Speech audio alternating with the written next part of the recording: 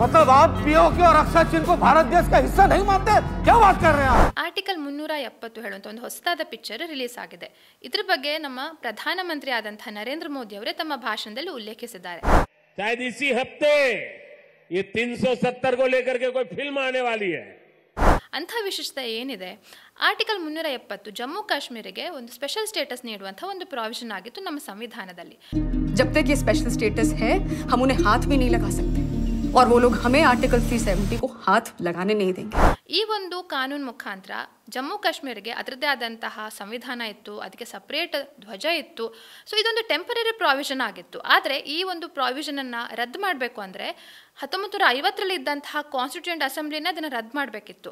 ಆದರೆ constituent assembly 1957ರಲ್ಲೇ dissolve ಆಗಿಬಿಟ್ಟಿತ್ತು.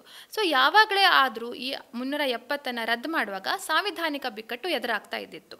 So ಹೇಗೆ ಈ ಸಾಂವಿಧಾನಿಕ ಬಿಕ್ಕಟ್ಟನ್ನು ಬಗೆಹರಿಸಿದ್ರು?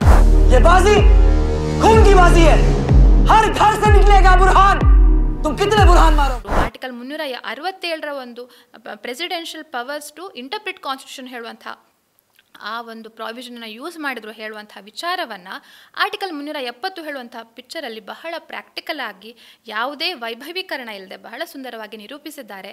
ನಮ್ಮ ಗೃಹ ಮಂತ್ರಿ ಆದಂತಹ ಅಮಿತ್ ಶಾ ಅವರು ರಾಜ್ಯಸಭೆಯಲ್ಲಿ ಈ ಮಸೂದೆಯನ್ನು ಮಂಡನೆ ಮಾಡುವಾಗ ನೀಡಿದಂಥ ಒಂದು ಎಮೋಷನಲ್ ಸ್ಪೀಚನ್ನು ಬಹಳ ಮಾರ್ಮಿಕವಾಗಿ ಈ ಚಿತ್ರದ ಮುಖಾಂತರ ತೋರಿಸಿದ್ದಾರೆ.